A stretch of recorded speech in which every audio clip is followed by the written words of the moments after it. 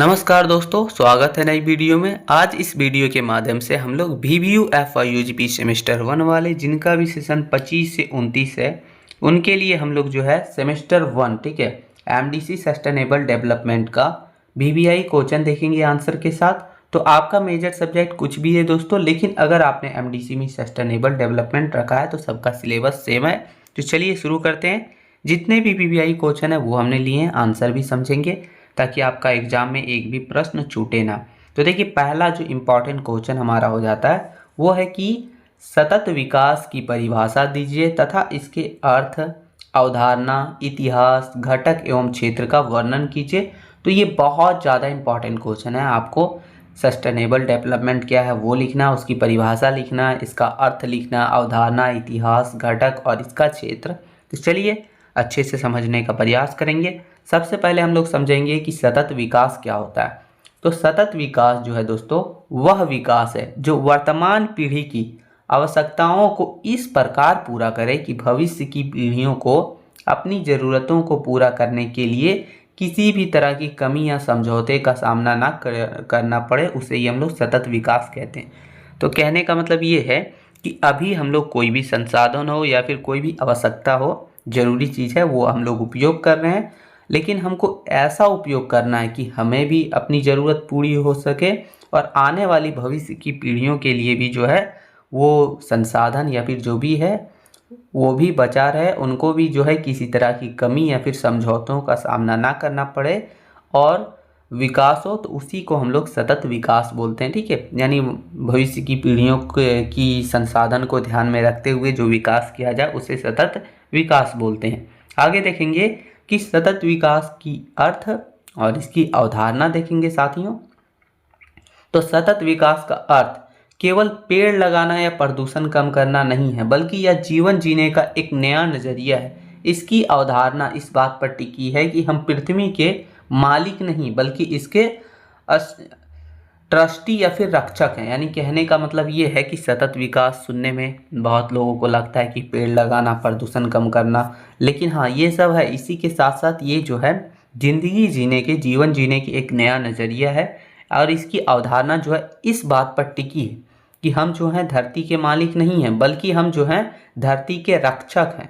हमें उनकी रक्षा करना है, पर्यावरण की, पेड़ पौधे की, ताकि आप जो है पेड़ पौधे का रक्षा कीजिएगा तो वो भी आपको जो है आपकी रक्षा करेगा, है ना। चलिए आगे देखेंगे कि इस अवधारणा के दो मुख्य बिंदु हैं। पहला हो गया ज़रूरत, दूसरा हो गया सीमा। तो ज़रूरत क्या है हमारा, तो दुनिया के गरीबों की बुनियादी ज़रूरत जैसे कि भोजन, आवास, स्वास्थ्य को प्राथमिकता देना। यानी देखिए, दुनिया के कोई भी व्यक्ति हो, गरीब हो, अमीर हो, इन लोगों के लिए जो है भोजन, आवास, स्वास्थ्य ये ज़रूरी होता है और यही सबसे पहले प्राथमिकता देना, ये पहली ज़रूरत है।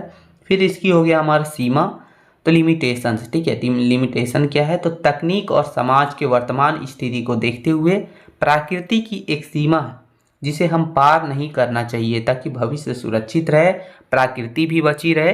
तो ये दो अवधारणा बहुत ज़रूरी है, यानी ज़रूरत भी पूरी होनी चाहिए और एक लिमिटेशन बना रहना चाहिए, वो जो है सीमा पार नहीं करना हमें, वरना जो है भविष्य के लिए खतरा हो सकता है।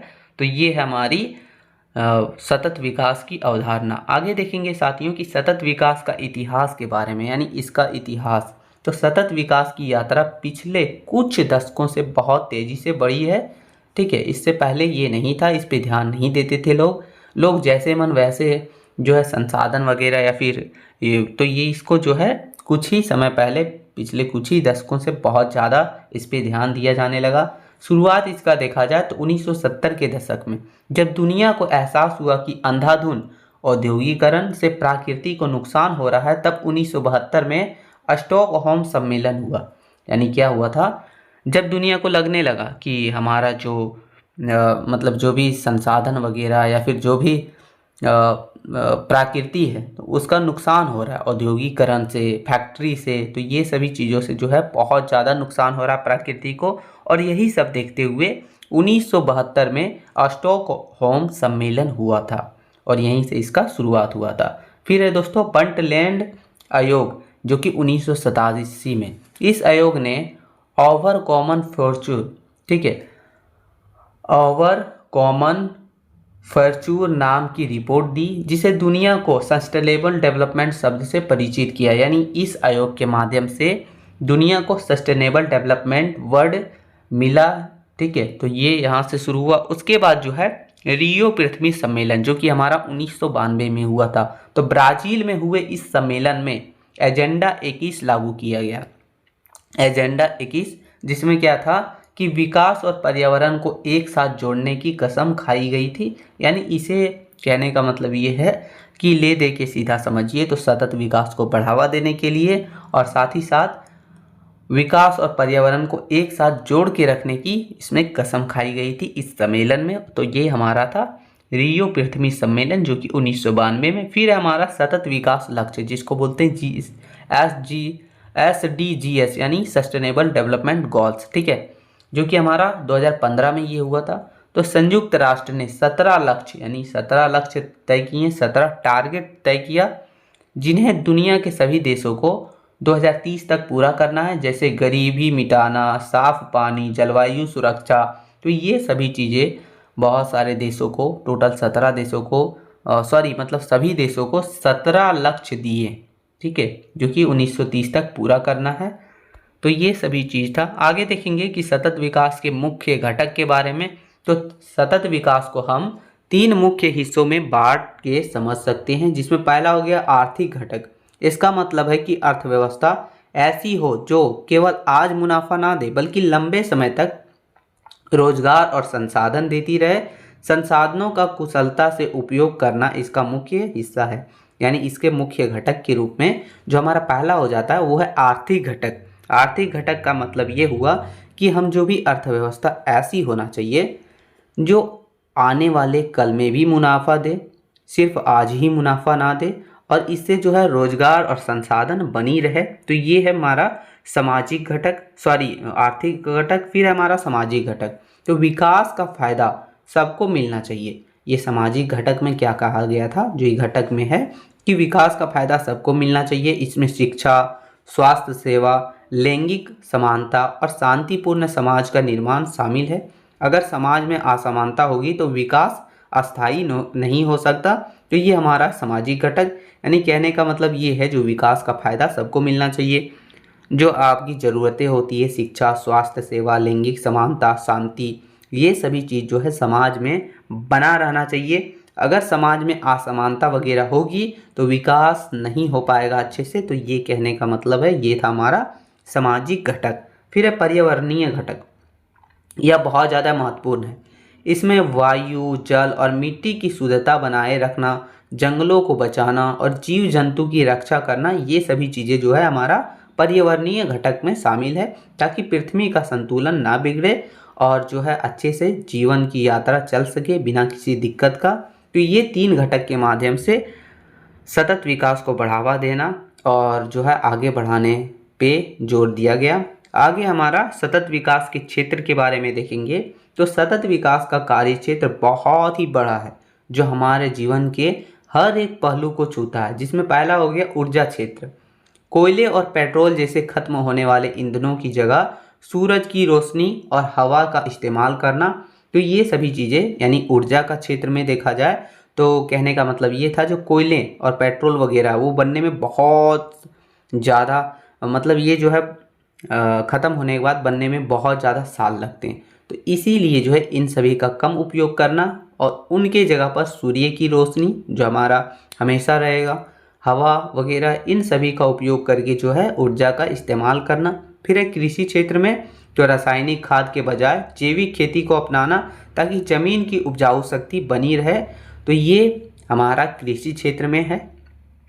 फिर आगे देखिए दोस्तों, जल संसाधन। तो नदियों को साफ रखना और वर्षा के पानी को जमा करना, ताकि क्या हो, ज़रूरत पर हम जो है उससे सिंचाई कर सकें और भी कामों में उस पानी का उपयोग कर सकें। तो ये था, ठीक है, जिसको बोलते हैं रेन वाटर हार्वेस्टिंग।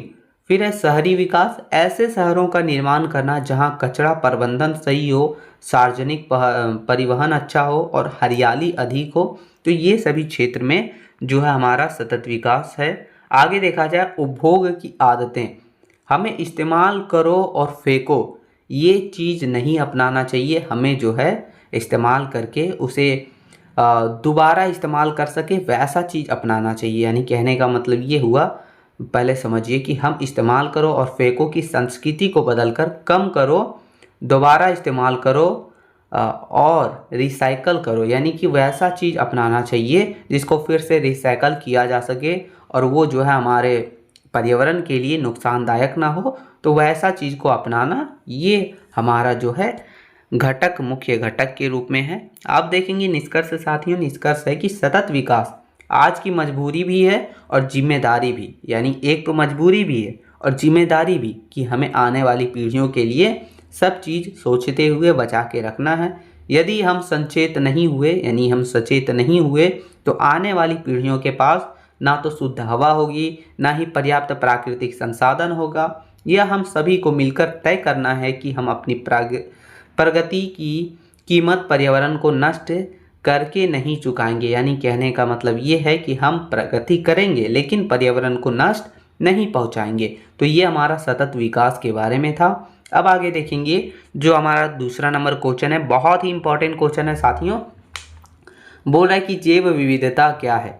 इसके ह्रास के कारण, यानी कि ये जो है इसके बर्बाद के कारण, ह्रास के कारण एवं परिस्थितिक असंतुलन के प्रभावों का वर्णन कीजिए। बहुत ही इंपॉर्टेंट क्वेश्चन है, चलिए समझने का प्रयास करेंगे हम लोग।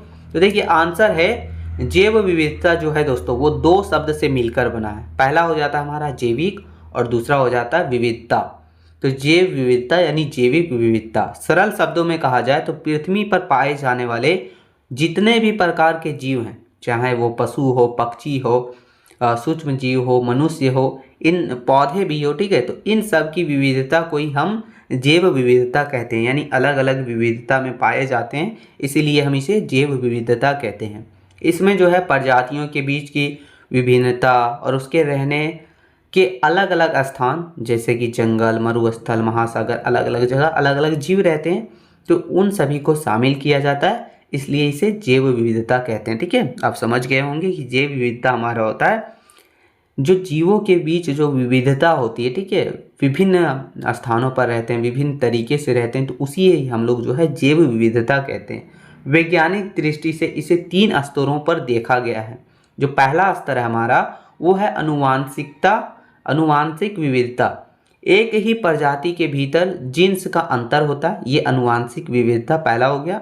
यानी क्या होता है, एक ही प्रजाति है लेकिन उसके जीन्स का अंतर होता है, यानी वो थोड़ा सा अलग दिखते हैं। ठीक है, तो ये फिर दूसरा हो गया प्रजाति विविधता, अलग अलग प्रकार के जीव जंतु और पेड़ पौधे, यानी ये पूरी तरह से अलग ही होते हैं, ये प्रजाति ही अलग होती है इनकी। ठीक है, तो ये हो गया। और तीसरा हमारा है परिस्थितिक विविधता, अलग अलग रहने के स्थान, जैसे कि कोई वन में रहता है, कोई जीव, कोई घास के मैदान में, कोई मरुस्थल में, कोई नदी में, तो उस हिसाब से भी तो ये 3 विविधता पाए जाते हैं, परिस्थितिकी विविधता, फिर है प्रजाति विविधता और अनुवांशिक विविधता।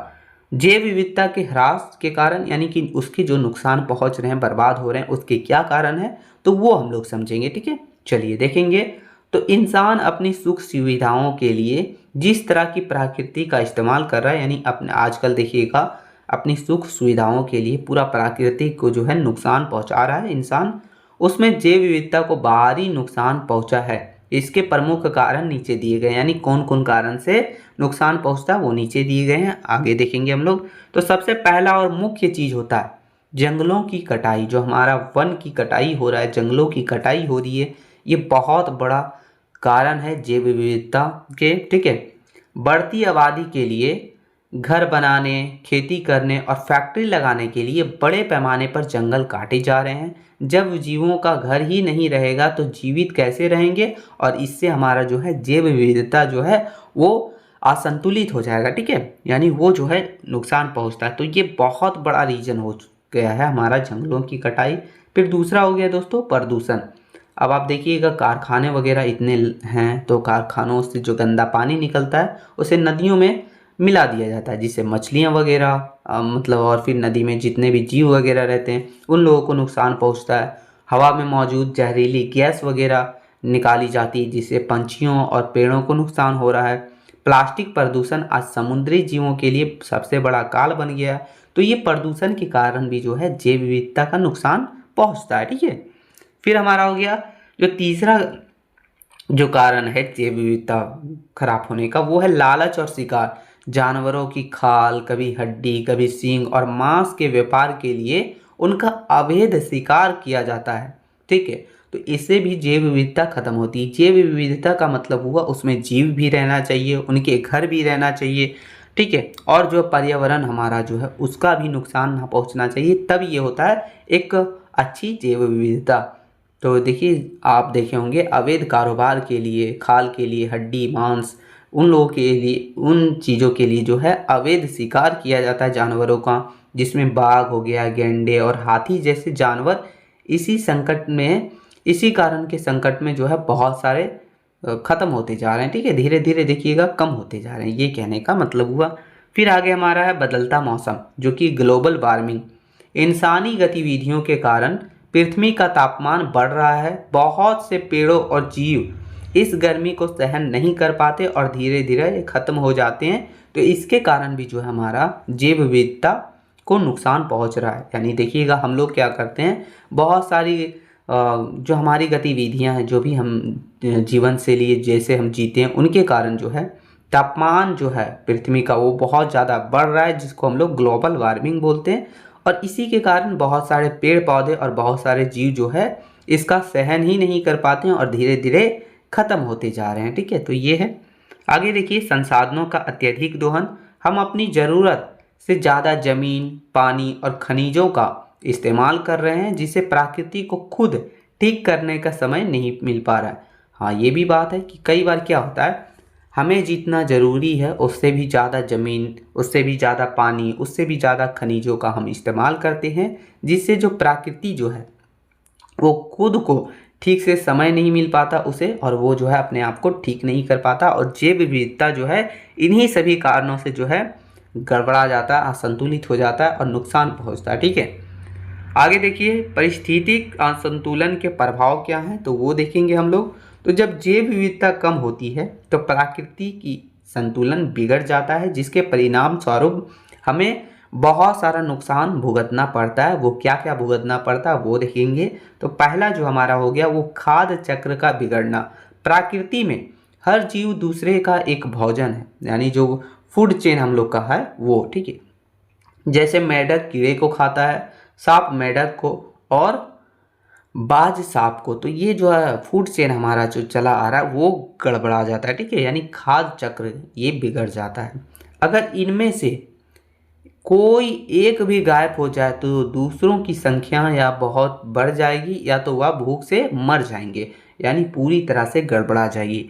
किसी भी एक जो हमारा जो फूड चेन होता है उसमें से कोई एक या तो ख़त्म हो जाए या मतलब संख्या गायब हो जाए, तो उससे जो है पूरी इन लोगों के पर पूरा असर पड़ेगा। या तो बढ़ जाएगा पूरा जनसंख्या, या तो कोई भूख से मर ही जाएगा। तो ये सभी चीज़ें नुकसान पहुंचता है। आगे देखिए, शुद्ध हवा और पानी की कमी होने लगती है। हमें जो है पेड़ वो ऑक्सीजन देते हैं और जंगल वर्षा लाने में मदद करता है। यानी क्या होता है, पेड़ हमें ऑक्सीजन देता है और जंगल क्या करता है, वो बारिश लाने में मदद करता है। जैव विविधता खत्म होने से सूखा पड़ने लगता है और हवा जहरीली हो जाती है। अब पेड़ वगैरह काट दीजिएगा, जंगल काट दीजिएगा, तो उससे जैव विविधता खत्म होने लगेगी, उसको नुकसान पहुंचेगा, उससे सूखा पड़ने लगेगा और हवा जो है वो भी जहरीली होने लगेगी, क्योंकि वो जो है पेड़ नहीं है जो हमें ऑक्सीजन दे, जहरीली हो जाएगी। तो ये नुकसान होता है। फिर है प्राकृतिक आपदाएं। कई बार क्या होता है, समुद्र के किनारे लगे पेड़ सुनामी और तूफानों को रोकने का काम करती है, इसलिए देखिएगा पेड़ बहुत ज़्यादा लगाया जाता है। पहाड़ों पर पेड़ मिट्टी को पकड़कर रखते हैं, जिसे काटने से बाढ़ और जो है भूस्खलन यानी ज़मीन खिसकना, ऐसी बहुत सारी घटनाएं बढ़ जाती है। इसलिए कहा जाता है कि जंगल को नहीं काटना चाहिए। तो यानी हमें जो है जंगलों वगैरह को, जैव विविधता को नुकसान पहुंचाने से प्राकृतिक आपदाएं भी आ सकती है। और कई बार क्या होता है, नई बीमारियों वगैरह आती है। जब हम जंगलों को काटकर वहां रहने लगते हैं तो जंगली जानवरों के वायरस इंसान में पहुंच जाते हैं। हाल के वर्षों में फैली कई महामारी इसी की नतीजा है, यानी बहुत सारी ऐसी भी बीमारियां होती हैं। आप जंगल काटें, जंगल में रहना शुरू कीजिएगा, तो वहाँ के कोई जीव की अगर कुछ वैसा वायरस वगैरह है तो इंसान के अंदर पहुँच जाती है और बीमारियाँ पूरी फैल जाती है। तो ये भी कई बार जैव विविधता को नुकसान पहुँचने के कारण, जंगलों को काटने के कारण होता है। फिर है हमारा खेती पर बुरा असर। फसलों को उगाने के लिए मधुमक्खियों और तितलियों की ज़रूरत होती है, क्योंकि वे परागन करती है, ठीक है। अगर ये छोटे जीव खत्म हो गए तो अनाज पैदा करना मुश्किल हो जाएगा और दुनिया में भूखमरी फैल सकती है। तो ये समझ लीजिए कि हर तरीक़ा से हर चीज़ पर नुकसान पहुंचता है। सीधे सीधे तौर पर कहा जाए, हमारे पूरे जीवन शैली पर नुकसान पहुंचता है, पूरा जैव विविधता जो है वो गड़बड़ा जाती है। निष्कर्ष से देखा जाए तो लिखा है कि जैव विविधता पृथ्वी का एक आधार है। जीव जंतु और जंगलों को खत्म होना सीधे तौर पर मानव जीवन के लिए खतरा है। अगर हमें अपना भविष्य सुरक्षित रखना है तो विकास के साथ साथ प्रकृति को बचाना भी बहुत ज़रूरी है, क्योंकि प्रकृति है तो हम हैं, प्रकृति नहीं है तो हम नहीं हैं, क्योंकि वहीं से हमें ऑक्सीजन मिलता है, ठीक है, और एक दूसरे पर सब डिपेंड है। ये बहुत ज़रूरी है। तो ये हमारा क्वेश्चन नंबर दूसरा था, बहुत ही इंपॉर्टेंट था दोस्तों। आगे क्वेश्चन नंबर तीसरा देखेंगे। ये हमारा जो क्वेश्चन है वो एक इम्पॉर्टेंट क्वेश्चनों में से एक है, आपको इसे हर हाल में कर लेना है क्योंकि ये पूछा जाएगा। तो क्वेश्चन है तीसरा, बोला है कि सतत विकास लक्ष्य का वर्णन कीजिए और SDG और MDG में अंतर स्पष्ट कीजिए। यानी सतत विकास लक्ष्य, S मतलब सस्टेनेबल, D मतलब डेवलपमेंट, G मतलब गोल, ठीक है, सस्टेनेबल डेवलपमेंट गोल। और ये हमारा MDG मतलब मिनिमम, ठीक है, मिनिमम डेवलपमेंट गोल होता है इसका मतलब, ठीक है, मिलीनियम डेवलपमेंट गोल इसका मतलब होता है, इसका फुल फॉर्म होता है। चलिए आंसर समझेंगे हम लोग तो ज़्यादा समझ आएगा। तो आंसर है कि सतत विकास लक्ष्य, जिसको सस्टेनेबल डेवलपमेंट गोल बोलते हैं, ठीक है, वैश्विक विकास का एक ऐसा रोड मैप है जिसे दुनिया के सभी देशों ने मिलकर स्वीकार किया। सितंबर 2015 में संयुक्त राष्ट्र महासभा की एक बैठक हुई जो कि एजेंडा 2030 के तहत 17 टारगेट को अपनाया गया। यानी क्या हुआ, आप देखिए, ये 2015 सितंबर 2015 में ये हमारा जो है सस्टेनेबल डेवलपमेंट गोल रखा गया था, कहाँ पे, संयुक्त राष्ट्र महासभा में। और यहाँ एजेंडा 2023 तक के लिए 17 लक्ष्य को अपनाया गया है, जिसमें सभी देशों ने शामिल होकर अपना अपना लक्ष्य दिया था। इनका उद्देश्य आर्थिक विकास, सामाजिक समावेश और पर्यावरणीय संरक्षण के बीच संतुलन स्थापित करना है।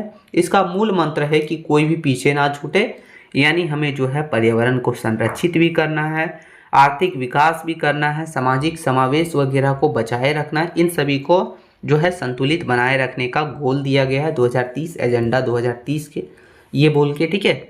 आगे देखिए कि 17 सतत विकास लक्ष्य का वर्णन करेंगे हम लोग कि आखिर उसमें क्या क्या है। तो इन 17 लक्ष्यों को 2030 तक प्राप्त करने का संकल्प लिया गया है, जिसमें जो है कौन कौन सा चीज़ है वो देखिए। पहला है हमारा मानवीय कल्याण। तो ये सबसे पहला चीज़ है मानवीय कल्याण, जिसमें है शून्य गरीबी, यानी दुनिया के हर कोने से हर प्रकार की गरीबी को खत्म करना। ये 2030 तक टारगेट लिया गया है, सभी देशों ने जो है इसे माना है। फिर है हमारा दूसरा कि शून्य भूखमरी, खाद्य सुरक्षा सुनिश्चित करना और कुपोषण वगैरह को समाप्त करके भूखमरी वगैरह खत्म हो जाना चाहिए, शून्य। फिर है उत्तम स्वास्थ्य, सभी आयु वर्ग के लोगों के लिए स्वास्थ्य जीवन और कल्याण सुनिश्चित करना, यानी अच्छे उसे स्वास्थ्य मिल सके और अच्छी जीवन वो जी सके। फिर है हमारा गुणवत्तापूर्ण शिक्षा, समावेशी, निष्पक्ष और मुफ्त प्राथमिक और माध्यमिक शिक्षा सुनिश्चित करना, यानी ये सभी जो है मानवीय कल्याण के लिए किया गया। फिर हमारा पांचवा है लैंगिक समानता, यानी महिला हो, लड़की हो, इन सभी को सशक्त बनाना और भेदभाव मिटा के सभी को आगे बढ़ाने के लिए ये टारगेट रखा गया एजेंडा 2030 के तहत, ठीक है। फिर हमारा हो गया दूसरा दोस्तों, वो है संसाधन और अवसर। इसमें संसाधनों में क्या कहा गया है कि स्वच्छ जल और स्वच्छता, सबके लिए सुरक्षित पेयजल और साफ सफाई की सुविधा होनी, ये बहुत ज़रूरी है। फिर छठा हमारा कि सस्ती और स्वच्छ ऊर्जा, सौर ऊर्जा हो गया, पवन ऊर्जा जैसे आधुनिक स्रोतों तक सबकी पहुंच होनी चाहिए। इन सभी को पूरा तरह से बढ़ावा देना है हमें 2030 तक। तो ये एजेंडा रखा गया था सभी देशों के बीच 8वां हमारा मर्यादित कार्य और आर्थिक विकास, आर्थिक वृद्धि को बढ़ावा देना और सबको सम्मानजनक रोजगार देना, तो ये था।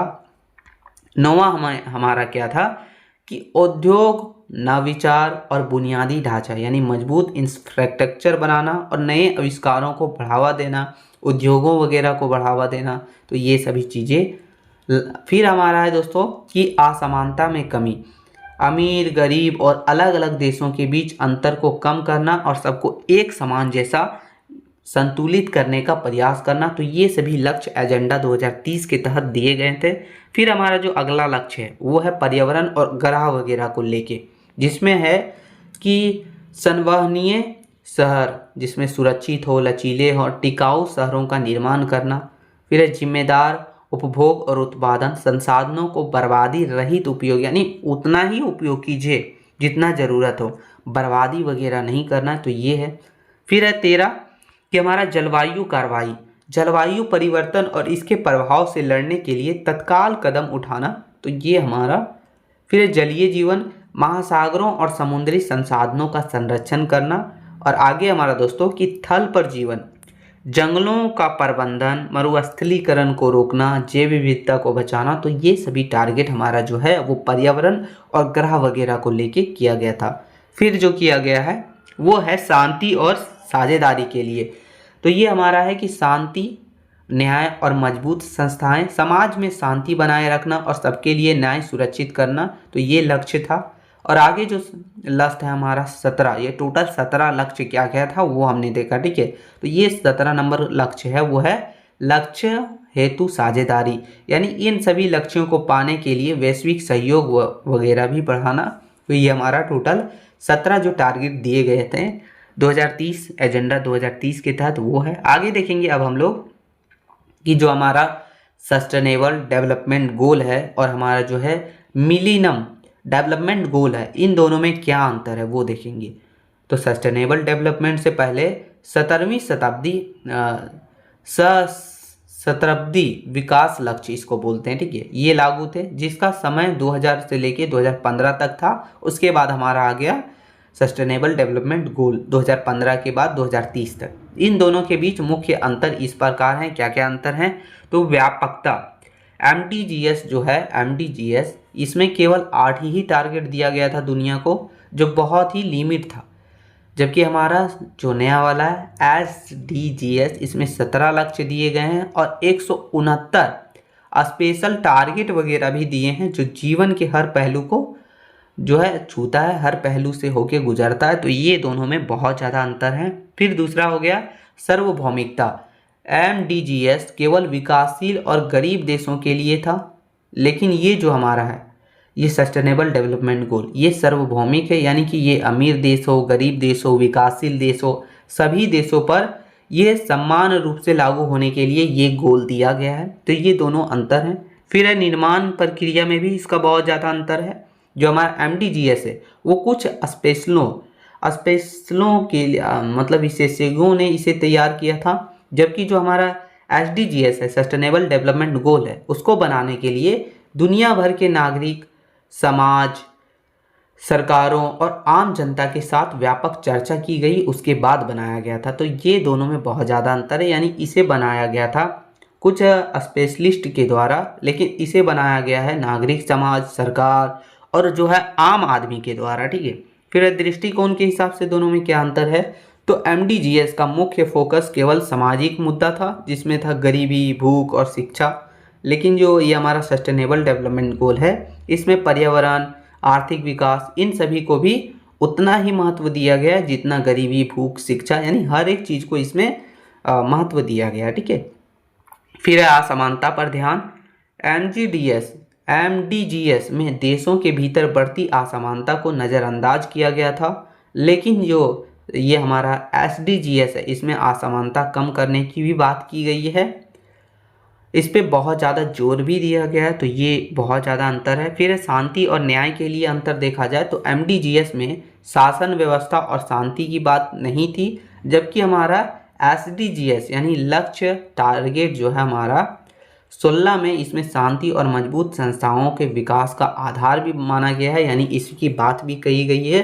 तो ये दोनों में जो है बहुत ज़्यादा अंतर था। निष्कर्ष देखा जाए तो लिखा है दोस्तों हमारा कि एमडीजीएस ने विकास की नींव रखी, जबकि एसडीजीएस यानी सस्टेनेबल डेवलपमेंट गोल उसे पूर्णता दे रहा है, यानी सभी चीज़ों को ये ले रहा है, पूर्णता दे रहा है। जहाँ पुराने लक्ष्यों का मुख्य ध्यान केवल गरीबी पर था, वहीं नया लक्ष्य जो है हमारा वो पर्यावरण और इसमें जो है असमानता वगैरह को भी जोड़ता है। इसका अंतिम उद्देश्य एक ऐसी सुरक्षित दुनिया बनाना है जिसमें विकास के साथ साथ प्रकृति भी बचे और कोई भी पीछे ना छूटे। तो ये हमारा सबसे बड़ा गोल है सस्टेनेबल डेवलपमेंट का।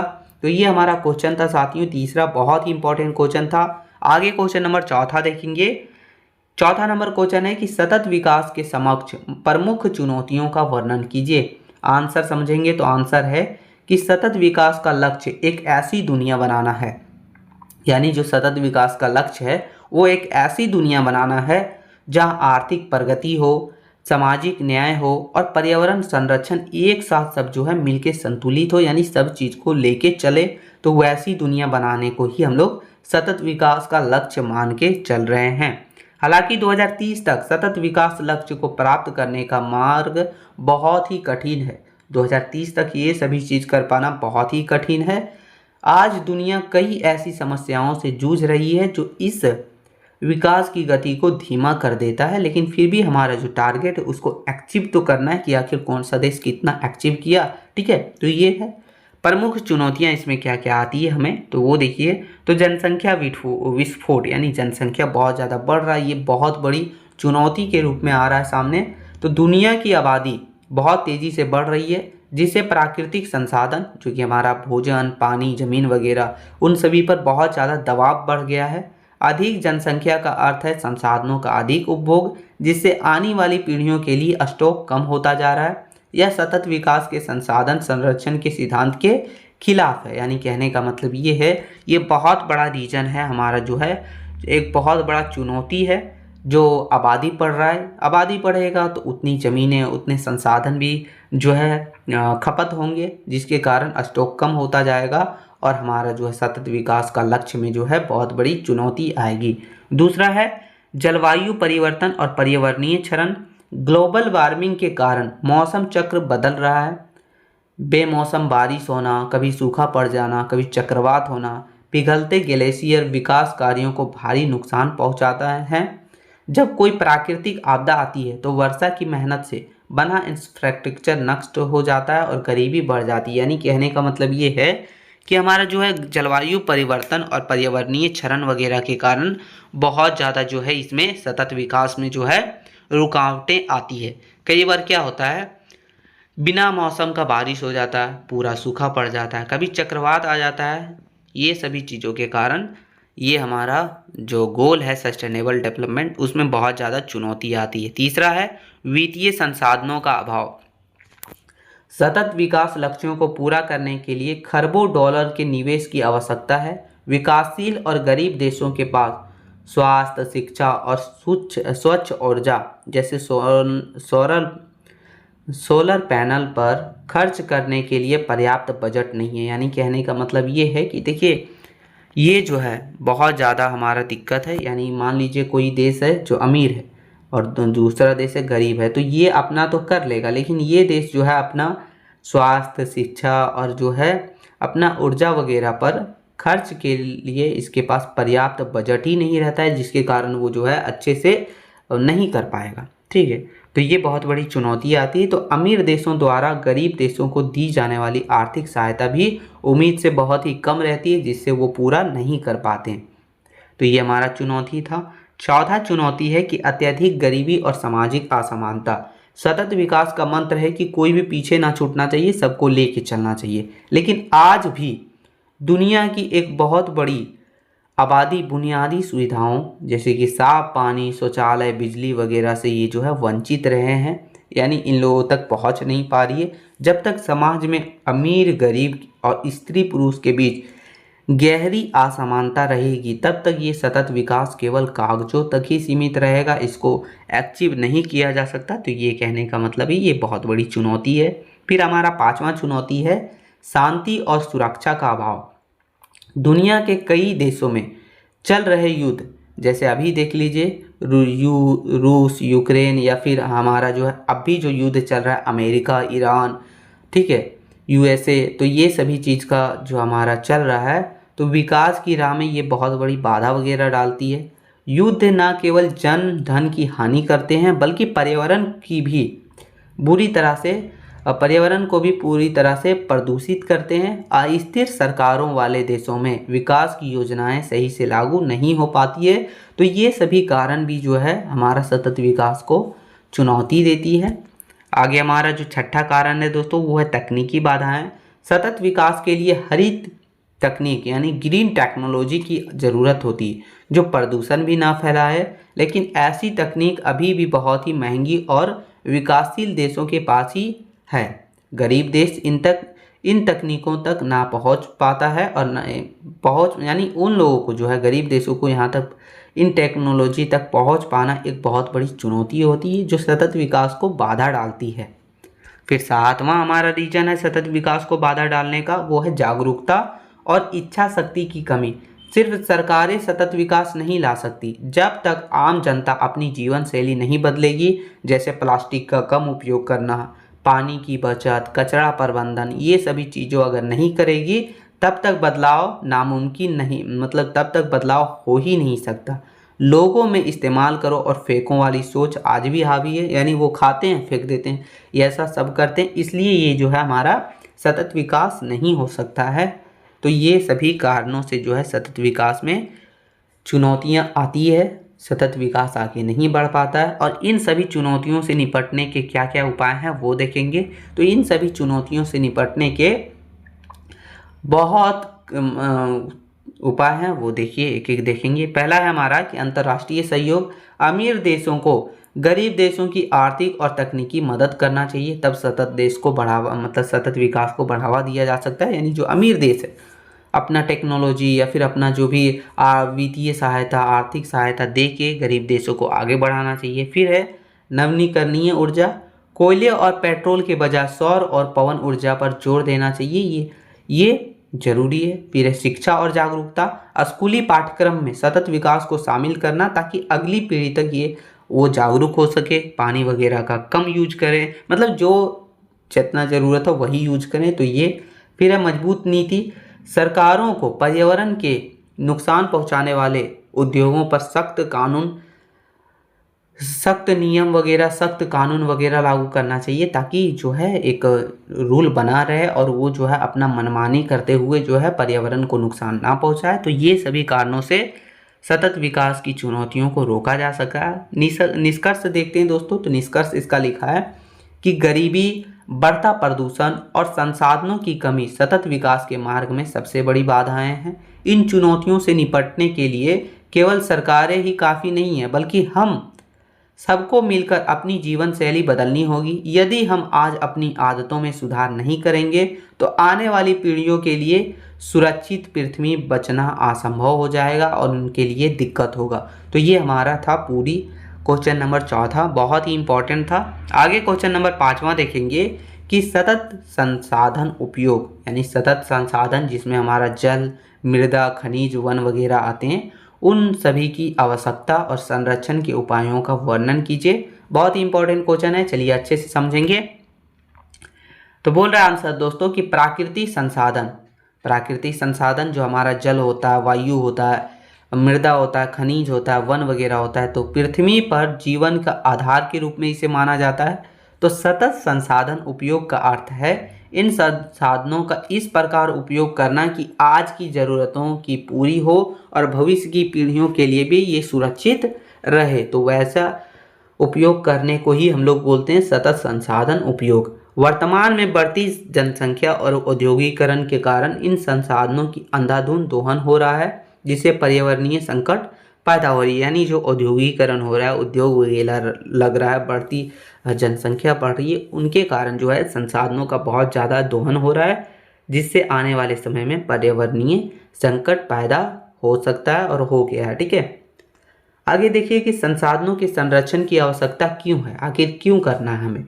तो देखिए पहला इसमें सबसे हो गया कि अस्तित्व की रक्षा के लिए जल और वन के बिना मानव जीवन संभव नहीं है, इसलिए हमें इसकी ज़रूरतें मतलब इसका जो है संरक्षण करना बहुत आवश्यक है। फिर दूसरा, भविष्य के लिए सुरक्षा। खनिज जैसे संसाधन लिमिट रहते हैं जो एक बार खत्म होने पर दोबारा नहीं बन सकते हैं, तो उन चीज़ों को भी ध्यान में रखते हुए इसका संरक्षण करना बहुत ज़रूरी है।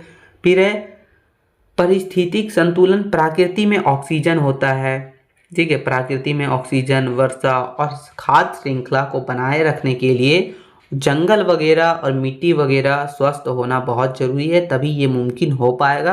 तो इसके लिए भी ये संरक्षण करना जरूरी है। फिर आर्थिक स्थिरता। कृषि और उद्योग पूरी तरह से इन संसाधनों पर निर्भर रहती है। जितने भी कृषि हो गए हैं, उद्योग वगैरह चलते हैं, वो पूरी तरह से संसाधनों पर ही निर्भर रहते हैं। इन सभी कारणों के कारण ही हमें संरक्षण करना बहुत ही आवश्यक है। आगे देखिए तो बोल रहा है कि प्रमुख संसाधनों का संरक्षण और उपाय, यानी कि संसाधनों का संरक्षण कैसे करना चाहिए और उपाय। तो ये 4 मुख्य संसाधन के संरक्षण के उपाय दिए गए हैं। पहला हो गया जल संसाधन। तो कहा जाता है हमारा कि जल ही जीवन है, लेकिन पीने योग्य पानी बहुत ही लिमिट है। जल तो बहुत है, 71% जल है, ठीक है, धरती पर, लेकिन जो पीने योग्य पानी है वो बहुत ही कम है। तो इसके लिए हमें जो है वर्षा जल संचयन करना है, रेन वाटर हार्वेस्टिंग, जो कि छतों पर और खुले मैदानों में बारिश की पानी को इकट्ठा करके ज़मीन के अंदर भेजना है, ताकि जो है पानी वगैरह को हम यूज सिंचाई के लिए और फिर दूसरे कामों में हम उसका यूज कर सकें। फिर है ड्रिप सिंचाई। खेती में पाइपों के जरिए सीधे पौधे की जड़ तक पानी पहुंचाना, ताकि पानी जो है बर्बाद ना हो, ओवर पानी। तो ये तरीके से जल संरक्षण किया जा सकता है। तीसरा है पूर्ण चक्रण, यानी रिसाइकल। फैक्ट्री और घरों के गंदे पानी को साफ कर दोबारा इस्तेमाल करना, ठीक है। तो ये सभी कारण चीज़ों से हम जो है जल संरक्षण कर सकते हैं। फिर हमारा दूसरा है मृदा संरक्षण।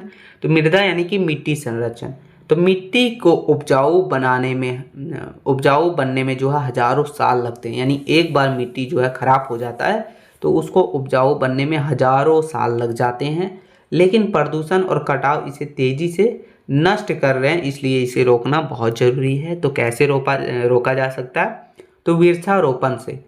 पेड़ों की जड़ मिट्टी को मजबूती से पकड़कर रखती है और उसे बहने से बचाती है, तो वृक्षारोपण करना चाहिए समुद्र के किनारे, नदी के किनारे। दूसरा है जैविक खेती। रासायनिक खाद के बजाय गोबर और खाद, मतलब गोबर की खाद और केचुए की खाद, यानी कि जैविक खेती वगैरह का उपयोग करना चाहिए। तो ये कहने का मतलब हुआ। फिर हमारा सीढ़ीदार खेती। पहाड़ी इलाकों में सीढ़ियाँ बनाकर खेती करना, ताकि पानी के साथ मिट्टी बहकर नीचे ना जाए। तो इन सभी चीज़ों से हम जो है मृदा को संरक्षण कर सकते हैं। आगे है हमारा वन संरक्षण, यानी जंगल संरक्षण।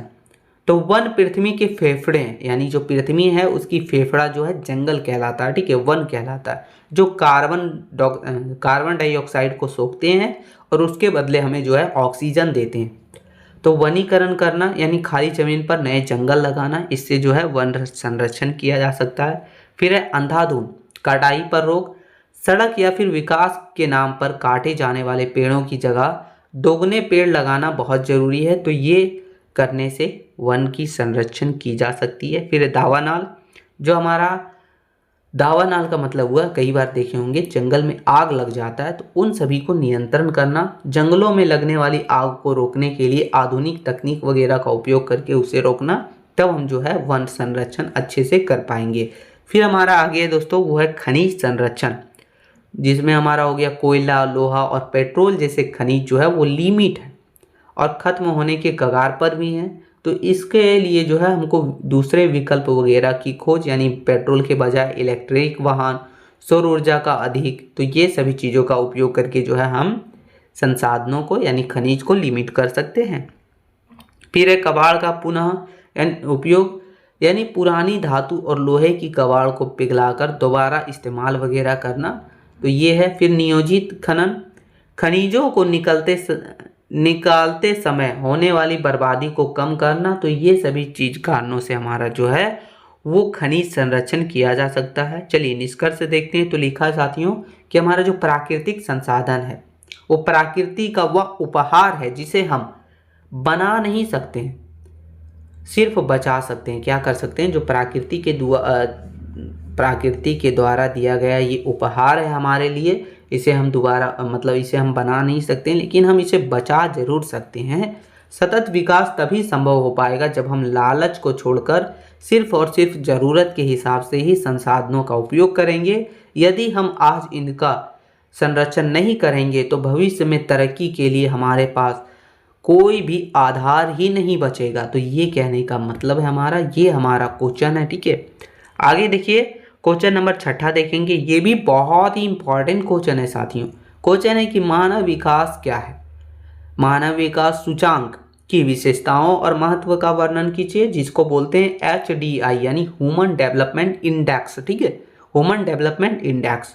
तो ये इसकी विशेषता और महत्व का वर्णन करना है हमें, और मानव विकास क्या है वो लिखना है। तो चलिए आंसर समझेंगे।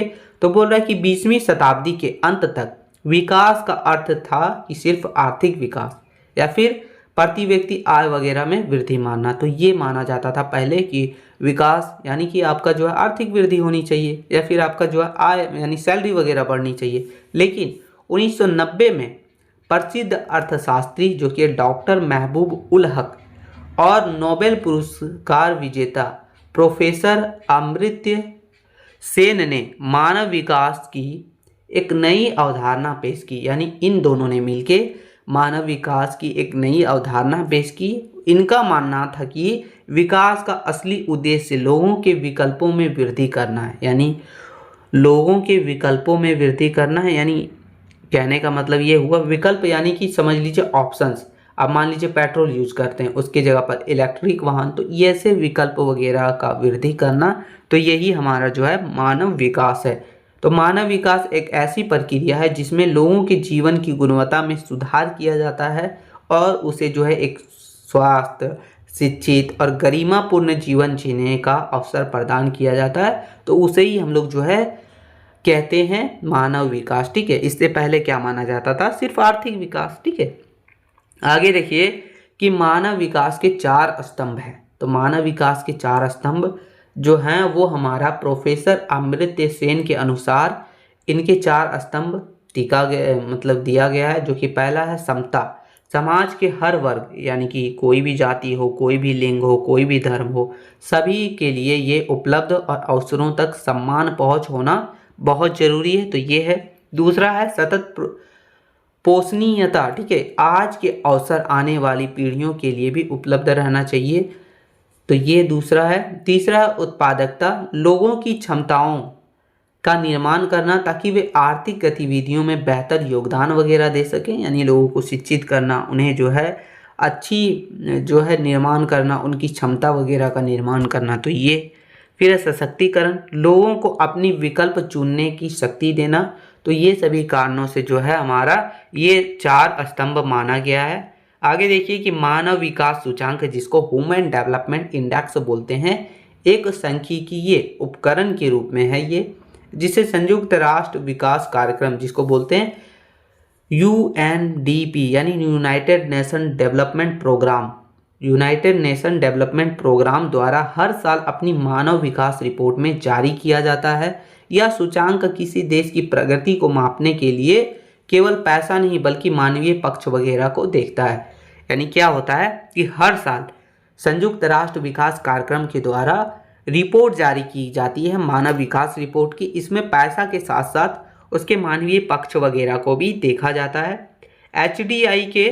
HDI जो हमारा है यानी ह्यूमन डेवलपमेंट इंडेक्स, इसके 3 मुख्य आयाम हैं। कौन कौन से वो देखेंगे। तो पहला आयाम हो गया दीर्घ और स्वस्थ जीवन। इसे जन्म के बजाय यानी इसे जन्म के समय जीवन प्रत्याशा द्वारा मापा जाता है या बताता है कि देश की स्वास्थ्य सुविधाएं कैसी है। तो ये दूसरा आयाम है ज्ञान का स्तर। इसमें 2 चीज़ें देखी जाती है, स्कूल जाने का औसत वर्ष और स्कूल जाने के अपेक्षित वर्ष। तो ये दोनों चीज़ें देखी जाती है। फिर हमारा जो तीसरा है वो है सभ्य जीवन स्तर। इसे प्रति व्यक्ति सकल राष्ट्रीय आय द्वारा मापा जाता है, जो लोग का क्रय शक्ति वगैरह को दर्शाने का काम करती है। तो ये 3 आयाम है हमारा ह्यूमन डेवलपमेंट इंडेक्स का।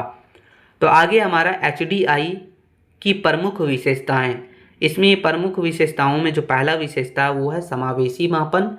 यह आर्थिक वृद्धि यानी आय वगैरह को सामाजिक विकास जिसमें शिक्षा स्वास्थ्य वगैरह के साथ जोड़ने का काम करता है। फिर स्कोरिंग प्रणाली, एचडीआई देशों को 0 से 1 के बीच अंक देता है। 1 के जितना करीब स्कोर होगा देश उतना ही विकसित माना जाता है, यानी ये स्कोर देता है, रेट करता है, जो कि 0 से 1 के बीच करता है। ठीक है, तो 1 के जितना करीब स्कोर होगा उतना वो देश जो है विकसित माना जाता है।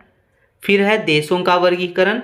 इसके आधार पर देशों को 4 श्रेणियों में बांटा गया है, जो है पहला अत्यधिक उच्च, फिर है उच्च श्रेणी, फिर है मध्यम श्रेणी और है निम्न श्रेणी। तो इन 4 श्रेणियों में कोई भी देशों का वर्गीकरण किया गया है, मानव विकास वाले देशों का। फिर आगे तुलनात्मक विश्लेषण। यह नीति निर्माताओं को यह समझने में मदद करता है कि उसका देश वैश्विक स्तर पर कहाँ खड़ा है, ताकि हमें भी पता चल पाता है। आगे है गैर आर्थिक कारकों पर जोर। यह इस सच्चाई को उजागर करता है कि केवल अमीर होना ही विकसित नहीं है, बल्कि उसके साथ साथ जो है हमें कुछ जो है शिक्षा और स्वतंत्रता वगैरह भी जरूरी है, तभी जो है ये हमारा स्कोर इस पर भी दिखाया जाता है। तो ये सभी था इसकी विशेषता। आगे देखेंगे हमारा मानव विकास सूचांक का महत्व के बारे में, जिसमें पहला महत्व है कि विकास की परिभाषा का विस्तार। इसने दुनिया को सिखाया कि सड़कें और फैक्ट्री ही विकास नहीं है, यानी सड़कें और फैक्ट्रियां ही सिर्फ विकास नहीं है, बल्कि स्वास्थ्य और शिक्षित नागरिक होना असली विकास माना जाता है। तो ये पहला महत्व है। फिर दूसरा महत्व है सरकारी नीतियों के लिए मार्गदर्शन। जो हमारा एचडीआई है उसके रिपोर्ट सरकारों को आईना दिखाती है कि उन्हें स्वास्थ्य बजट बढ़ाना चाहिए या फिर शिक्षा पर ध्यान देना चाहिए। तो ये रिपोर्ट के अनुसार पता चलता है कि किस चीज़ में हमारा कमी है, उसी हिसाब से जो है सरकार अपनी नीति बनाती है और उस पर जो है ज़्यादा बजट देती है। आगे सामाजिक न्याय को बढ़ावा देना। यह सूचांक लैंगिक भेदभाव और गरीबी जैसे मुद्दे को उजागर करता है, जिससे सरकार पर सुधारात्मक कदम उठाने का दबाव बनता है, यानी इसे सुधारें, ये सभी चीज़ें सरकार पर जो है वो दबाव बनता है। फिर आगे है अंतर्राष्ट्रीय सहायता का आधार। वैश्विक संस्था जैसे कि विश्व बैंक वगैरह सहायता देने के लिए अक्सर एचडीआई स्कोर के आधार को जो है आधार बनाती है, तभी वो जो है सहायता देती है हमारा विश्व बैंक। फिर है मानवीय गरिमा। यह जीने और गरिमा के साथ जीने के बीच को अंतर स्पष्ट करता है। तो ये हमारा एचडीआई मानव विकास सूचांक के बारे में था, पूरे अच्छे से हमने समझा। अब निष्कर्ष थोड़ा सा देख लेते हैं। निष्कर्ष है साथियों कि मानव विकास की अवधारणा हमें यह सिखाती है कि इंसान ही किसी देश की असली संपत्ति है, पैसा केवल एक साधन है, जबकि मानव कल्याण ही असली लक्ष्य है।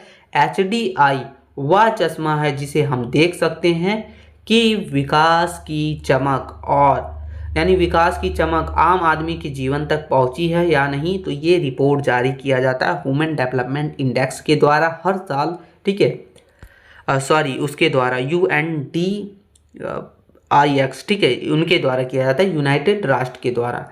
अब देखेंगे क्वेश्चन नंबर 7वां हमारा जो है, क्वेश्चन नंबर 7वां क्या है वो समझेंगे हम लोग अच्छे से। तो क्वेश्चन नंबर 7वां है कि जलवायु परिवर्तन के कारण एवं प्रभावों का वर्णन कीजिए। कई बार क्वेश्चन इतना ही पूछता है, ठीक है, लेकिन हमने इसमें 2 क्वेश्चन अटैच कर दिया है। जो दूसरा क्वेश्चन इसी में अटैच है वो है UNFCCC और COP और IPCC की भूमिका का स्पष्ट कीजिए। तो चलिए हम लोग समझने का प्रयास करेंगे, आंसर को जितना हो सके अच्छे से समझेंगे। तो ये हमारा आंसर है कि जलवायु परिवर्तन वर्तमान शताब्दी की सबसे गंभीर वैश्विक चुनौती है, यानी जो जलवायु परिवर्तन हो रहा है वो आज के समय की बहुत ही गंभीर चुनौती है दुनिया के लिए।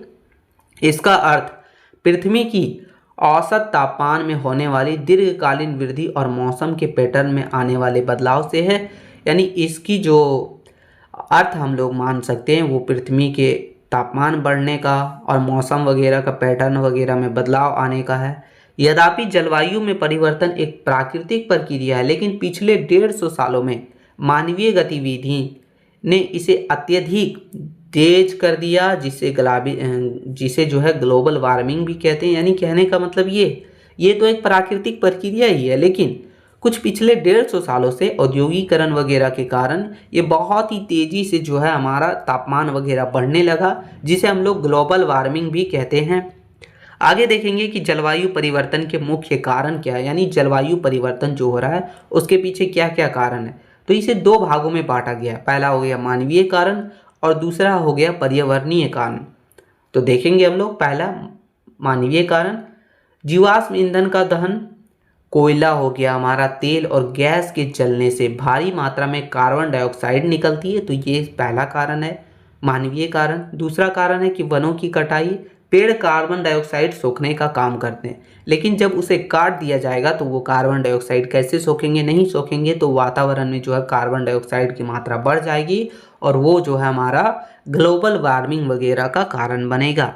फिर है औद्योगिकरण, कारखानों से निकलने वाले जो खतरनाक गैस मीथेन वगैरह जो हमारा है और नाइट्रस ऑक्साइड जैसे जो हमारा ग्रीन हाउस गैसें गर्मी वगैरह को रोकती है, ये काम है। फिर है हमारा आधुनिक कृषि और पशुपालन, रासायनिक उर्वरक और पशुओं के पाचन से मीथेन गैस का उत्सर्जन होता है।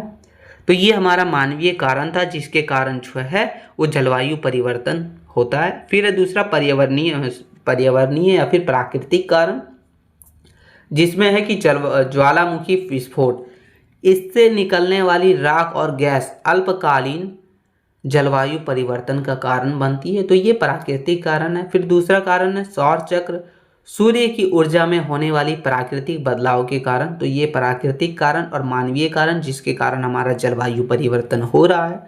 अब आगे हम लोग देखते हैं कि आखिर जो जलवायु परिवर्तन होता है उसके कारण क्या क्या प्रभाव पड़ते हैं। तो इसका असर जो है बहुत ही नकारात्मक पड़ता है।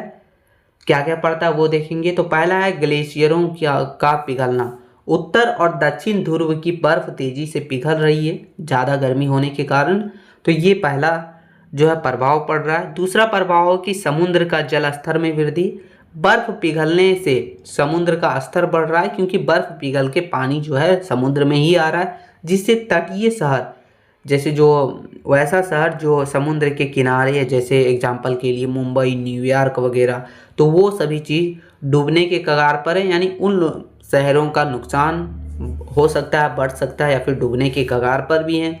फिर है चरम मौसमी घटनाएं, कभी क्या होता है बिना मौसम का बारिश, अत्यधिक गर्मी, भीषण सूखा और विनाशकारी चक्रवात वगैरह की संख्या बढ़ गई है इन्हीं के कारण ही, जलवायु परिवर्तन के कारण ही। फिर जैव विविधता का नुकसान भी होता है, तापमान बढ़ने से कई पशु पक्षी और पौधे विलुप्त हो रहे हैं, जो हमारा बहुत बड़ा जो है जलवायु परिवर्तन का प्रभाव माना जाता है। फिर है खाद्य सुरक्षा का संकट, बदलता मौसम फसलों को बर्बाद कर रहा है, जिससे भविष्य में भूखमरी वगैरह का खतरा बना रहता है और जो नुकसान भी पहुंच सकता है। तो ये सभी जो है जलवायु परिवर्तन के कारण जो प्रभाव होता है वो था। अब आगे देखेंगे हम लोग कि अंतर्राष्ट्रीय संस्थाओं की भूमिका, जो हमने देखा था UNFCCC, फिर जो भी नीचे देखा था उन सभी की क्या भूमिकाएं रहती है वो देखेंगे। तो जलवायु परिवर्तन से निपटने के लिए विश्व स्तर पर 3 तरह का तंत्र या फिर ग्रुप के रूप में बनाया गया है, जिसमें पहला हमारा UNFCCC, इसका फुल फॉर्म होता है United Nations framework convention of climate change, ठीक है, तो ये होता है। और इसकी स्थापना जो है 1992 में कहाँ हुआ था, रियो पृथ्वी सम्मेलन में हुआ था। इसकी भूमिका क्या रहती है वो देखेंगे। तो यह एक अंतर्राष्ट्रीय संधि है जिसका मुख्य उद्देश्य वातावरण में ग्रीन हाउस गैसों को उस स्तर पर स्थिर करना जिससे पृथ्वी का पर्यावरण सुरक्षित रहे और यह दुनिया के देशों के बीच जलवायु वार्ताओं का एक मुख्य मंच के रूप में काम करता है। तो ये हमारा पहला था UNFCCC। फिर दूसरा है COP, जिसको बोलते हैं कॉन्फ्रेंस ऑफ द पार्टीज, ठीक है, कॉन्फ्रेंस ऑफ द पार्टीज, तो ये इसका फुल फॉर्म है। इसकी भूमिका क्या है तो वो देखिए। तो ये जो है UNFCCC का सर्वोच्च निर्णय या फिर निर्णय लेने का एक जो है निकाय के रूप में काम करता है, यानी ये निर्णय लेने का एक ग्रुप के रूप में काम करता है। इसकी बैठक हर साल होती है। इसका महत्व क्या है तो COP की बैठकों में सबसे महत्वपूर्ण समझौते होते हैं, जैसे कि पेरिस समझौता होता है जिसमें है वैश्विक तापमान वृद्धि को लेकर सीमित रखने वगैरह का संकल्प लिया जाता है। तो ये हर साल होता है जो है कॉन्फ्रेंस ऑफ पार्टी। फिर है हमारा IPCC, जिसको बोलते हैं inter governmental panel of climate change. ठीक है, तो ये इसका फुल फॉर्म होता है inter governmental panel on climate change. इसकी स्थापना 1988 में हुआ था WMO और UNEP द्वारा। ठीक है, इनके द्वारा इसकी स्थापना हुई थी। भूमिका इसका देखा जाए तो ये एक वैश्विक संस्था के रूप में काम करता है। ये वैज्ञानिक संस्था यानी साइंटिस्ट का संस्था है जो शोध नहीं करता, यानी खुद से रिसर्च नहीं करता, बल्कि दुनिया भर के हजारों वैज्ञानिकों के शोध का ये जो है विश्लेषण करता है, यानी जांच करता है। यानी दुनिया भर के जितने भी वैज्ञानिक ने जो है रिसर्च किया उन सभी का एनालाइज करता है, जांच करता है। तो ये करने का काम ये हमारा करता है IPCC। ठीक है, इसका काम है, तो यह काम क्या है इसका वो देखिए। तो काम है कि यह सरकारों को समय समय पर रिपोर्ट देती है कि जलवायु परिवर्तन की स्थिति अभी क्या है, आगे क्या खतरा हो सकता है। इसकी रिपोर्ट को जलवायु नीति बनाने का सबसे विश्वसनीय आधार माना जाता है। तो ये 3 ग्रुप है जो हमारा जलवायु परिवर्तन को रोकने में बहुत ज़्यादा भूमिका निभाता है। निष्कर्ष देखा जाए तो निष्कर्ष लिखा है दोस्तों कि जलवायु परिवर्तन केवल एक पर्यावरणीय मुद्दा नहीं है, बल्कि ये जो है मानवता के अस्तित्व का ही प्रश्न है। IPCC के वैज्ञानिक चेतावनियां देते हैं, UNFCCC की नीतियां और COP के वैश्विक संकल्पों के बावजूद, यानी इन सभी के बावजूद धरातल पर अभी भी बहुत कुछ करना बाकी है। यदि दुनिया के विकसित और विकासशील देश मिलकर कार्बन उत्सर्जन कम नहीं करते तो पृथ्वी का भविष्य अंधकारमय हो सकता है, यानी दिक्कत हो सकती है। तो ये जलवायु परिवर्तन से रिलेटेड जो हमारा क्वेश्चन था उसका आंसर हम लोग अच्छे से समझने का प्रयास किए हैं। और जो आपका सिलेबस में IPCC और UNFCCC और COP वगैरह दिया था वो सब भी हम लोग देख लिए। आगे देखेंगे क्वेश्चन नंबर 8वां। क्वेश्चन नंबर 8वां है कि समावेशी विकास क्या होता है, और इसमें जो है शिक्षा और स्वास्थ्य के संदर्भ में इसकी क्या ज़रूरत है वो स्पष्ट कीजिए। तो चलिए हम लोग जितना हो सके अच्छे से समझने का प्रयास करेंगे। तो ये आंसर है कि समावेशी विकास का अर्थ है विकास की प्रक्रिया में समाज के साथ, यानी विकास की प्रक्रिया में समाज के सभी वर्गों को शामिल करना और उनके लाभ को समान वितरण करना। यानी समावेशी यानी सभी के लिए समान रूप में लाभ होना, सभी को जो है विकास की प्रक्रिया में शामिल करना, तो उसे ही हम लोग समावेशी विकास बोलते हैं। बहुत सारे विद्वानों के अनुसार इसका जो परिभाषा दिया गया वो देखिए। तो ये है UNDP यानी यूनाइटेड नेशन डेवलपमेंट प्रोग्राम। तो इनके द्वारा जो दिया गया इसकी परिभाषा वो है कि समावेशी वैसा विकास यानी समावेशी विकास वह है जो गरीबी को कम करता है और समाज के सभी समूहों यानी सभी ग्रुप के लिए अवसरों की समानता सुनिश्चित करता है। तो ये इनके अनुसार कहा गया था। सामान्य शब्दों में अगर समझा जाए तो देखिए यह एक ऐसी आर्थिक विधि है जो रोजगार की अवसर पैदा करती है और समाज के सबसे पिछले व्यक्ति यानी जैसे गरीब हो गया, महिला हो गया, दिव्यांग हो गया, ग्रामीण आबादी हो गया, उन सभी के जीवन स्तर को ऊपर करने का या फिर उसे उठाने का काम करती है। तो ये हमारा है समावेशी विकास। अब आगे देखेंगे इसके मुख्य अवधारणा के बारे में, यानी इसकी अवधारणा क्या क्या है। तो समावेशी विकास केवल GDP बढ़ाने पर जोर नहीं देती बल्कि गुणवत्तापूर्ण जीवन पर ये ध्यान देती है। यानी ये देखिए GDP बढ़ाने पर सिर्फ जोर नहीं देती बल्कि साथ ही साथ GDP के साथ साथ ये जो है एक अच्छे गुणवत्तापूर्ण जीवन जीने पर ये जो है जोर देता है, ध्यान देता है। चलिए इसका मुख्य स्तंभ निम्नलिखित है। जो पहला हमारा स्तंभ वो है अवसरों की समानता। धर्म हो गया, जाति हो गया, लिंग हो गया, इन सभी के आधार पर भेदभाव के बिना सभी को आगे बढ़ने का मौका देना। फिर है दूसरा गरीबी उन्मूलन, विकास का लाभ नीचे तक पहुंचना ताकि गरीबी कम हो सके, यानी विकास सिर्फ अमीरी तक ही ना हो, गरीब लोगों तक भी इसका विकास का लाभ पहुंचे। फिर आगे हमारा दोस्तों क्षेत्रीय संतुलन, शहरों के साथ साथ यानी शहरों के साथ साथ गांवों और पिछड़े राज्यों का भी विकास करना। फिर आगे है सशक्तिकरण, वंचित वर्ग को निर्णय लेने की प्रक्रिया में शामिल करना। तो ये सभी जो है कारण है, ये सभी जो है अवधारणा हमारा समावेशी विकास का। आगे देखेंगे कि शिक्षा में समावेशी विकास की क्या ज़रूरत है। तो शिक्षा समावेशी विकास का एक ईंधन के रूप में काम करता है। और इसकी आवश्यकता क्या है वो देखिए। तो इसमें पहला आवश्यकता है कि मानव पूंजी का निर्माण। देश की जनता तभी संपत्ति बनेगी जब वह शिक्षित होगी, यानी कोई भी देश की जनता हो जब वो शिक्षित होगी तो वो देश के लिए एक संपत्ति के रूप में काम करती है। बिना शिक्षा के समावेशी विकास संभव नहीं हो सकता है, सभी को जो है विकास नहीं मिल सकता है, तो ये बहुत ज़रूरी है। फिर है कौशल विकास। वर्तमान युग में केवल किताबी ज्ञान काफ़ी नहीं है, तकनीक यानी टेक्नोलॉजी वगैरह का ज्ञान, व्यावसायिक शिक्षा वगैरह का ज्ञान युवाओं को आत्मनिर्भर बनाती है, जिससे बेरोजगारी घटती है और हमारा जो है विकास में भी सहायता मिलती है, विकास में भी सहायक होते हैं ये लोग। फिर है सामाजिक न्याय। जब एक गरीब और अमीर का बच्चा एक ही स्तर की शिक्षा पाता है तो समाज में व्यक्त ऊंच नीच की खाई कम होती है, यानी समझ लीजिए कि शिक्षा के कारण जो है ऊंच नीच की खाई धीरे धीरे कम होती है, इसलिए शिक्षा बहुत ज़रूरी है, इसलिए इसमें समावेशी में शिक्षा की बहुत ज़रूरत है। फिर है डिजिटल साक्षरता।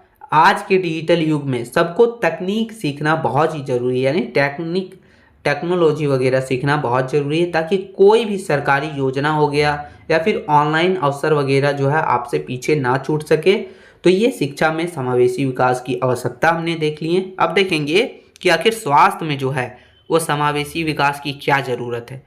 तो एक स्वास्थ्य यानी एक स्वस्थ नागरिक ही देश की प्रगति में योगदान दे सकता है। स्वास्थ्य क्षेत्र में समावेशी विकास की ज़रूरत इसलिए है क्योंकि ये जो है पहला हमारा है कि सस्ता और सुलभ इलाज के लिए।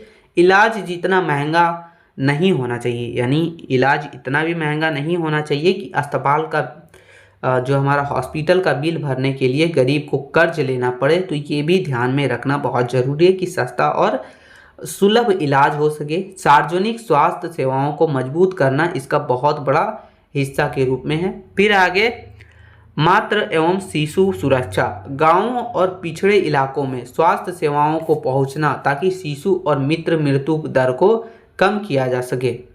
फिर आगे दोस्तों कार्य क्षमता में वृद्धि। स्वास्थ्य श्रमिक यानी स्वास्थ्य जो है वो मजदूर अधिक उत्पादन कर सकता है। यदि आबादी बीमार रहेगी तो देश की उत्पादकता और जीडीपी गिर जाएगी। तो ये स्वास्थ्य भी बहुत ज़रूरी होता है समावेशी विकास में। फिर आगे महामारी से सुरक्षा। समावेशी स्वास्थ्य ढांचा जैसे टीकाकरण वगैरह हो गया, तो इन सभी के माध्यम से पूरे समाज की एक बड़ी बीमारी से बचाया जा सकता है।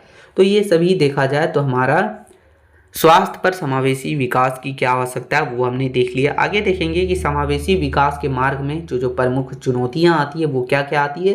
तो सबसे पहला चुनौती आता है वो है भ्रष्टाचारी। जैसे योजना वगैरह का पैसा सही व्यक्ति तक नहीं पहुंच पाता है, आधा पैसा से काम हुआ, आधा पैसा भ्रष्टाचारी में चल जाती है। फिर है बुनियादी ढांचे की कमी। गाँवों में बिजली, इंटरनेट और अच्छी सड़क वगैरह का अभाव, तो इसके कारण भी जो है समावेशी विकास में बहुत बड़ी चुनौती आती है।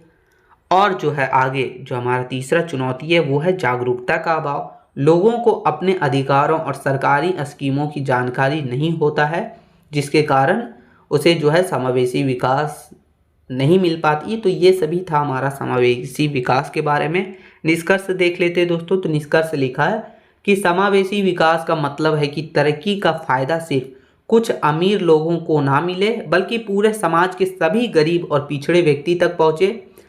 जब तक हर बच्चे को अच्छी शिक्षा और हर बीमारी का सही इलाज नहीं मिलेगा तब तक देश की असली तरक्की संभव नहीं है। वास्तविक विकास वही है जिसमें सबका साथ और सबका विकास हो। तो ये हमारा समावेशी विकास के बारे में था। आगे क्वेश्चन नंबर 9 देखेंगे दोस्तों। क्वेश्चन नंबर 9 है कि पृथ्वी शिखर सम्मेलन जो कि 1992 में हुआ था और पेरिस समझौता जो कि 2015 में, इन दोनों का वर्णन करना है। तो चलिए हम लोग समझने का प्रयास करेंगे, अच्छे से समझेंगे। तो आंसर पहले हम लोग देखेंगे पृथ्वी शिखर सम्मेलन का, फिर देखेंगे पेरिस समझौता का।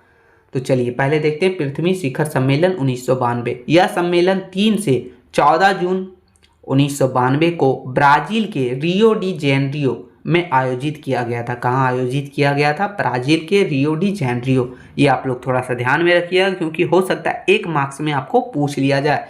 डेट पूछा जा सकता है, कहाँ हुआ था वो पूछा जा सकता है, कौन से देश में हुआ था वो पूछा जा सकता है। इसमें 178 देशों की प्रतिनिधियों, हजारों एनजीओ और वैश्विक नेताओं ने भाग लिया। यानी इसमें कौन कौन भाग लिया? तो 178 देश, फिर है बहुत सारे हजारों एनजीओ वगैरह और बहुत सारे बड़े बड़े विश्व के नेता वगैरह ने इसमें भाग लिया। इसे आधारित तौर पर पर्यावरण और विकास पर संयुक्त राष्ट्र सम्मेलन यानी यूएनसीईडी कहा जाता है। तो ये हमारा था पृथ्वी शिखर सम्मेलन का इंट्रो। आगे देखते हैं कि सम्मेलन का प्रमुख स्तंभ और दस्तावेज क्या था। तो इसमें हमारा जो था वो था एजेंडा 21। यह सतत विकास को प्राप्त करने के लिए 21वीं शताब्दी की यानी 21वीं सदी का एक विस्तृत ब्लूप्रिंट दिया था, जिसमें गरीबी खत्म करना, उपभोग के पैटर्न में बदलाव, स्वास्थ्य और संसाधनों के प्रबंधन पर 40 अध्याय वगैरह इसमें शामिल है। इसका मुख्य नारा था कि वैश्विक सोच, स्थानीय कार्य यानी थिंक ग्लोबल एक्ट लोकली, समझे। तो ये हमारा था पहला सबसे बड़ा इसका सम्मेलन का दस्तावेज और स्तंभ के रूप में। दूसरा है रियो घोषणा। इसमें 27 सिद्धांत तय किए गए हैं जो यह बताते हैं कि भविष्य में देश विकास करते समय पर्यावरण का ध्यान कैसे रखेंगे, यानी कौन कौन सा कंडीशन से पर्यावरण का ध्यान रखेंगे विकास के साथ साथ। इसमें प्रदूषक भुगतान करें जैसे महत्वपूर्ण सिद्धांत वगैरह भी शामिल हैं। फिर हमारा जो आगे सिद्धांत है वो है वन सिद्धांत। दुनिया के वनों के संरक्षण और सतत प्रबंधन के लिए पहली बार कुछ गैर बाध्यकारी दिशा निर्देश बनाए गए। आगे है महत्वपूर्ण संधियां। इसी सम्मेलन की 3 बड़ी अंतर्राष्ट्रीय संधि निकाली गई, जो कि पहला है यूएनएफसीसी जो हमारा है जलवायु परिवर्तन को रोकने के लिए, फिर है सीवीडी यानी वैश्विक विविधता यानी जीव जंतु वगैरह को बचाने के लिए, फिर हमारा यूएनसीसीडी जो है मरुस्थलीकरण वगैरह को रोकने के लिए यानी जमीन को बंजर बनने से रोकने के लिए। तो ये हमारा था। आगे हमारा पेरिस समझौता जो कि 2015 में हुआ था, तो ये देखेंगे। तो रियो सम्मेलन के बाद दुनिया का तापमान बढ़ता रहा। अंततः 2015 में फ्रांस की राजधानी पेरिस में COP21 के दौरान एक नया और सख्त समझौता हुआ। यह 4 नवंबर 2016 को कानूनी रूप से लागू हुआ था। तो ये डेट थोड़ा सा ध्यान में रखिएगा, 1 मार्क्स के लिए पूछा जा सकता है। समझौते में जो है मुख्य प्रावधान क्या क्या हुए थे? तो तापमान का लक्ष्य दिया गया था। वैश्विक औसत तापमान में वृद्धि को पूरे औद्योगिक स्तर पे 2 डिग्री सेल्सियस से काफ़ी नीचे रखने का संकल्प लिया गया और इसे 1.5 डिग्री तक सीमित रखने का गंभीर प्रयास करने की बात कही गई थी इसमें हमारा। फिर क्या हुआ था? दूसरा था राष्ट्रीय स्तर पर निर्धारित योगदान जो है NDCS। पेरिस समझौते की सबसे बड़ी विशेषता यह थी कि हर देश ने अपनी क्षमता के अनुसार स्वेच्छित लक्ष्य तय किए। उदाहरण के लिए भारत ने अपनी बिजली को 40% हिस्से गैर जीवाश्म स्रोतों से बनाने का वादा किया। तो यानी कि हर देश अपने अपने हिसाब से अपने क्षमता के अनुसार अपना एक लक्ष्य टारगेट किया है। फिर है जलवायु विकसित देशों ने वादा किया कि वे 2020 तक हर साल $100 अरब की राशि जुटाएंगे ताकि गरीब देशों को प्रदूषण कम करने और जलवायु परिवर्तन के असर को झेलने में मदद मिल सके। तो ये हमारा जलवायु विद के लिए भी था। फिर एक ग्लोबल स्टॉक टैक। यह तय हुआ कि हर 5 साल में दुनिया के देशों की प्रगति की समीक्षा की जाएगी, यानी उसके एनालाइज किया जाएगा कि कौन सा देश जो है अपना वादा पूरा कर रहा है, कौन सा देश कितना आगे प्रगति कर रहा है। तो इन सभी चीज़ों के लिए अनुकूलन, केवल प्रदूषण कम करना ही काफ़ी नहीं है, देश को जलवायु परिवर्तन से रोकने नुकसान जैसे कि बाढ़, सूखा वगैरह इन सभी से बचाने के लिए भी अपनी प्रणालियों को मजबूत बनाना भी होगा। तो ये था हमारा निष्कर्ष। देखते हैं तो लिखा है दोस्तों कि पृथ्वी शिखर सम्मेलन 1992 ने दुनिया को पर्यावरण बचाने का रास्ता दिखाया, जबकि पेरिस समझौते 2015 ने उस रास्ते पर चलने के लिए सशक्त लक्ष्य तय किए। इन दोनों का एक ही मकसद था कि विकास के साथ साथ धरती के बढ़ते तापमान को रोकना। यदि दुनिया की सभी देश इन समझौते को ईमानदारी से निभाते हैं तभी हमारी और आने वाली पीढ़ी के लिए एक पृथ्वी सुरक्षित रह पाएगी। तो ये हमारा था पृथ्वी शिखर सम्मेलन और पेरिस समझौता के बारे में।